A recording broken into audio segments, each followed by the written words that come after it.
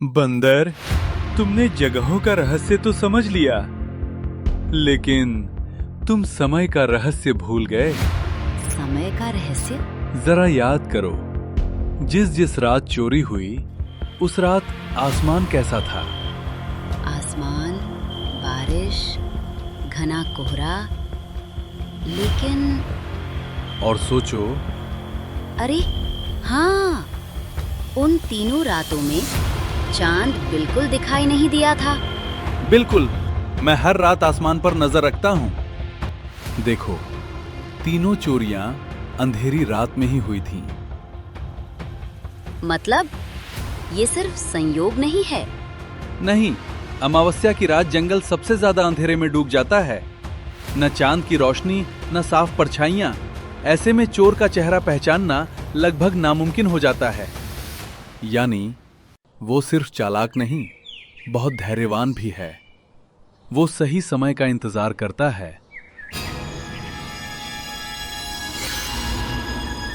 तो इसका मतलब अगर हमें अगली अमावस्या का पता हो तो हम चोर से एक कदम आगे रह सकते हैं। बंदर, तैयार हो जाओ, क्योंकि अगली अमावस्या आज रात है। सभी सुराग अब एक ही बात कह रहे थे, आज रात चोर जरूर आएगा। अगर आज भी वो बच निकला तो पूरे जंगल का भरोसा हमेशा के लिए टूट जाएगा। आज या तो चोर पकड़ा जाएगा या फिर ये रहस्य हमेशा के लिए रहस्य बन जाएगा। तभी अचानक कोहरे के बीच एक काली परछाई उभरती दिखाई दी। वो धीरे धीरे आगे बढ़ रही थी। उसका पूरा शरीर काले कपड़े से ढका हुआ था। बंदर पेड़ की ऊंची डाल से सांस रोके चुपचाप उसकी हर एक हरकत पर पैनी नजर रखे हुए था। तभी वो परछाई झुकती है और जानबूझकर जमीन पर पंजों के निशान बनाने लगती है। तो यही राज है, ये पंजे असली नहीं, लकड़ी के नकली पंजे हैं। यानी ये पूरे जंगल को गुमराह कर रहा था ताकि शक किसी और पर जाए। बंदर अब समझ चुका था कि यही असली चोर है। वो बिना कोई आवाज किए एक डाल से दूसरी डाल पर छलांग लगाता हुआ धीरे धीरे उसके बिल्कुल ऊपर पहुंच गया।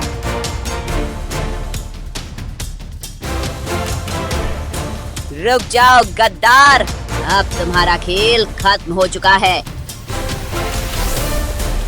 अगले ही पल उसने थैली जमीन पर दे मारी। चारों तरफ गाढ़ा धुआं फैल गया। बंदर की आंखों में तेज जलन होने लगी। ये कैसा धुआं है? क्या? फिर से गायब? चोर एक बार फिर बंदर को चकमा देकर अंधेरे में गुम हो चुका था। लेकिन भागते भागते वो एक नई गलती कर गया था।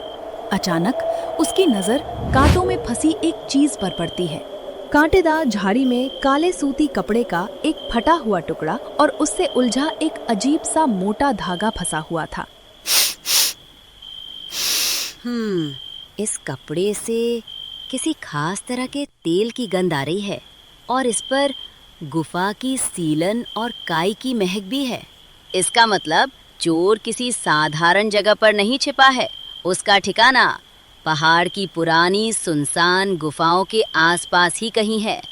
अब पहली बार बंदर के हाथ ऐसा सबूत लगा था जो उसे सीधे चोर के छिपने की जगह तक पहुंचा सकता था।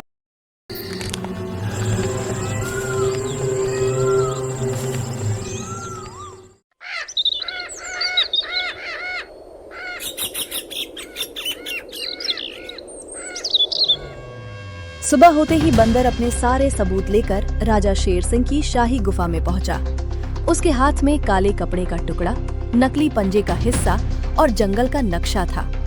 राजा शेर सिंह गुफा में गंभीर चेहरा लिए टहल रहे थे।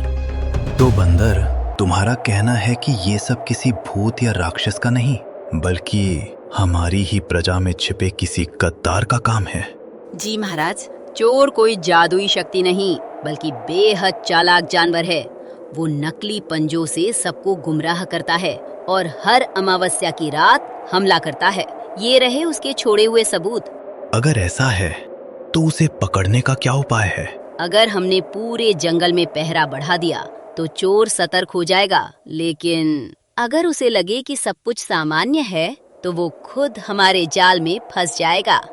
शाबाश, बताओ क्या योजना है तुम्हारी?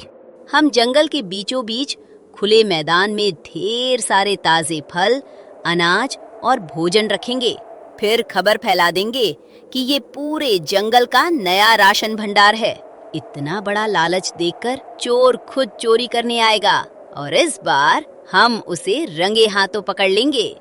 बहुत बढ़िया बंदर, आज रात शिकारी नहीं चोर शिकार बनेगा। योजना तैयार हो चुकी थी। अब सबकी नजरें सिर्फ एक ही रात पर टिकी थीं। क्या चोर इस जाल में फंसेगा या फिर एक बार फिर सबको चकमा दे देगा? सूरज धीरे धीरे पहाड़ों के पीछे छिप रहा था।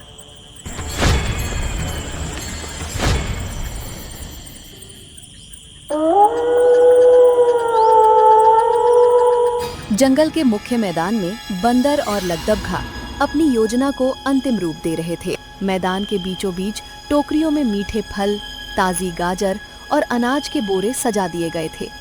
दूर खड़े जानवर सब कुछ हैरानी से देख रहे थे, लेकिन किसी को भी बंदर की असली योजना का पता नहीं था। बंदर भाई, क्या सचमुच चोर आज रात यहाँ आएगा? अगर उसे हमारी चाल की भनक लग गई तो? यही उसकी सबसे बड़ी कमजोरी है खरगोश भाई। उसे अपनी चालाकी पर बहुत घमंड है। उसे लगेगा कि पूरा जंगल डर के मारे अपने अपने घरों में छिपा बैठा है। तो हमें अब क्या करना होगा?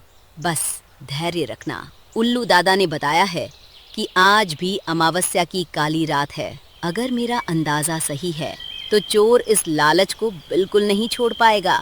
याद रखना, आज रात कोई गलती नहीं होनी चाहिए। अमावस्या की काली रात, घना कोहरा पूरे मैदान पर छाया हुआ था। तभी कोहरे की चादर को चीरते हुए वही रहस्यमयी काली परछाई धीरे धीरे मैदान में दाखिल हुई। उसके हाथों में फिर वही लकड़ी के बने नकली पंजे थे।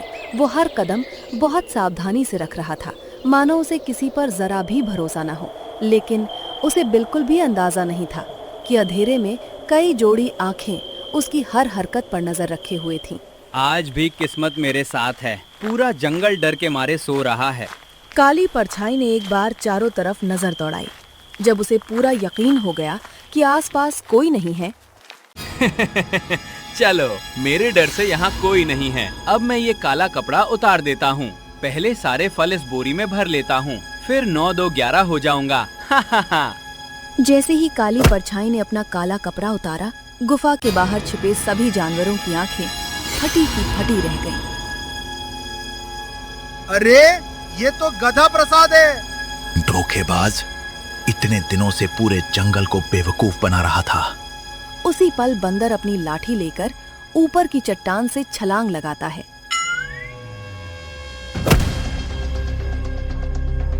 अब भाग कर दिखा। मुझे छोड़ दो, मुझे छोड़ दो। बहरूपिये गधे, तू पूरे जंगल को आपस में क्यों लड़वा रहा था? बेगुनाह जानवरों का खाना क्यों चुरा रहा था? नकली पंजे पहनकर सबको डराने की जरूरत तुझे क्यों पड़ी? बोल। सच सच बता दे गधा प्रसाद, वरना तेरी हर चालाकी का यही अंत हो जाएगा। मैं सब सच बताऊंगा, बस मुझे एक मौका दे दीजिए। आखिर तेरे पीछे किसका हाथ है? धोखेबाज, अब तुझे तेरे हर गुनाह की सजा मिलेगी। रुको बंदर, सजा देने से पहले ये जानना जरूरी है कि आखिर इसने ऐसा क्यों किया। हर अपराध के पीछे कोई ना कोई वजह होती है। पहले इसकी बात सुन लेते हैं। गधे कहीं के, अब सच सच बता, तूने पूरे जंगल में डर क्यों फैलाया? बेगुनाह जानवरों का खाना क्यों चुराया और उन्हें आपस में लड़ाने की साजिश क्यों रची? महाराज, मुझे माफ कर दीजिए। मुझसे बहुत बड़ी गलती हो गई। मुझे जंगल का राजा बनने का लालच आ गया था। मैं चाहता था कि जंगल के सारे जानवर एक दूसरे के दुश्मन बन जाएं, ताकि सबका भरोसा आप पर से उठ जाए और उस अफरा तफरी का फायदा उठाकर मैं खुद को नया राजा घोषित कर दूं। राजा बनेगा तू? अरे गधे कहीं के, आज मैं तुझे बताता हूँ कि राजा बनने का सपना देखने की कीमत क्या होती है। बचाओ महाराज, मुझे माफ कर दीजिए।